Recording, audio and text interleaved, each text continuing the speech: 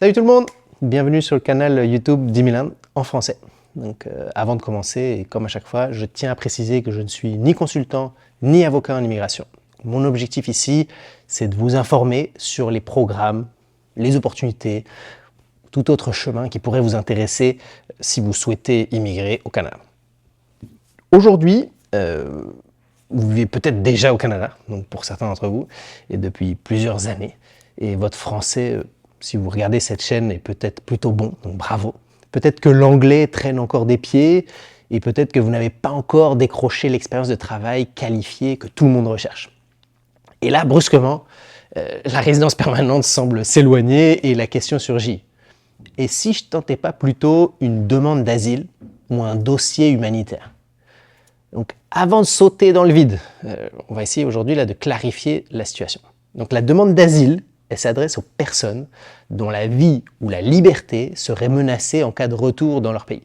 Donc, tout ce qui est persécution politique, appartenance religieuse ou ethnique, les orientations sexuelles, l'appartenance à un groupe social spécifique. Donc, il faut prouver qu'aucune protection interne n'est possible et que le danger est réel, personnel et surtout qu'il soit documenté. Donc, déposer une telle demande, ça signifie aussi signer un coup d'ordre de départ. Donc, en cas de refus, donc l'expulsion, elle devient automatique. Même en cas d'approbation, il ne sera pas possible de rentrer au pays tout de suite ou de revoir sa famille pendant pas mal d'années.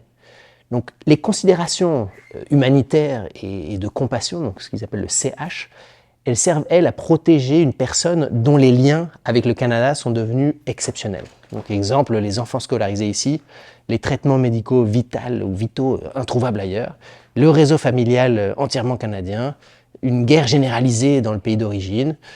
On demande alors au gouvernement de faire une entorse aux règles classiques d'immigration.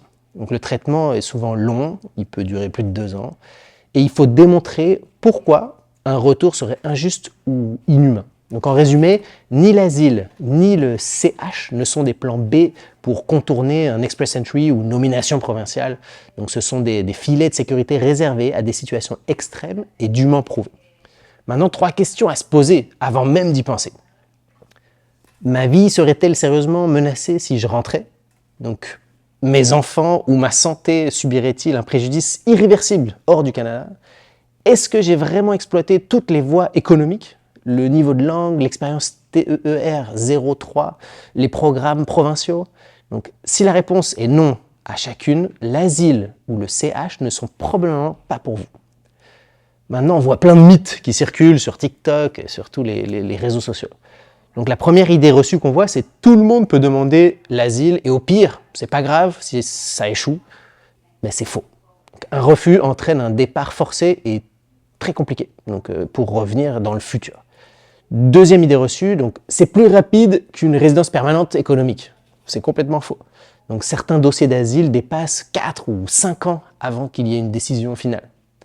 Troisième idée reçue, si un consultant me le propose, c'est que c'est sûr. Donc là, il y a danger. Offrir un recours non fondé constitue une faute déontologique lorsque le client n'est pas admissible. Donc ce qu'il faut faire, au lieu de bricoler une histoire, c'est d'améliorer votre anglais, c'est de décrocher un emploi qualifié, c'est d'explorer les programmes provinciaux, donc planifiez tôt, entourez-vous d'un professionnel qui soit honnête, c'est plus long, mais c'est plus solide.